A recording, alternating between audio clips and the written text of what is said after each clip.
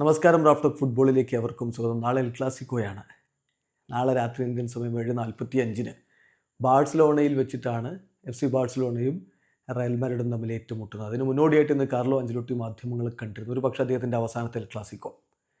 ഈ മത്സരം കഴിഞ്ഞാൽ ഒരു പക്ഷേ അദ്ദേഹം റയൽ വിടുകയാണ് എന്നുള്ള കാര്യം ഒഫീഷ്യലായിട്ട് വരാനുള്ള സാധ്യതയുമുണ്ട്. ഈ സാഹചര്യത്തിൽ മാധ്യമപ്രവർത്തകർ അദ്ദേഹത്തോട് ചോദിക്കുന്നുണ്ട്, റയലുമായിട്ടുള്ള ബന്ധം എങ്ങനെ?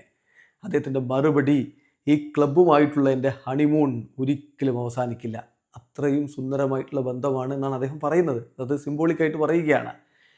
My honeymoon with this club will never end.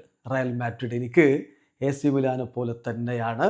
എപ്പോഴും എക്കാലത്തും ഈ രണ്ട് ക്ലബ്ബുകളും എൻ്റെ ഹൃദയത്തിലുണ്ടാവും. ഇവിടെ ഞാൻ വളരെയധികം ഹാപ്പിയാണ്.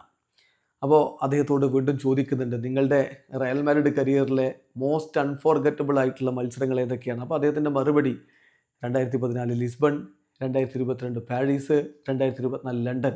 ബുദ്ധിമുട്ടില്ലാത്തതിന് എനിക്കിത് പിക്ക് ചെയ്യാം എന്ന് പറഞ്ഞാൽ UCL കിരീട നേട്ടങ്ങൾ ഉണ്ടാക്കിയ മത്സരങ്ങളാണ് അദ്ദേഹം എടുത്തു പറയുന്നത്. അതോടൊപ്പം സാബി അലോൺസയെക്കുറിച്ച് അദ്ദേഹത്തോട് ചോദിക്കേണ്ടേ, അദ്ദേഹം പറഞ്ഞ മറുപടി ഞാനും വായിച്ചു. സാബി അവിടം വിട്ടു, ലെവർക്യൂസൻ വിടുന്നു എന്നുള്ളത്. എന്തായാലും ലോകത്തെ ഏറ്റവും മികച്ച കോച്ചുമാരുടെ നിരയിലാണ് ഇപ്പോൾ സാബി അലോൺസോ ഉള്ളത് എന്നുകൂടി കാർലോ അഞ്ചലോട്ടി പറഞ്ഞു വെക്കുന്നു. വീഡിയോ അവസാനിക്കുന്ന ഫുട്ബോൾ ലോകത്തെ കൂടുതൽ വിശേഷങ്ങളുമായി റാഫ്റ്റോക്സ് എത്താം.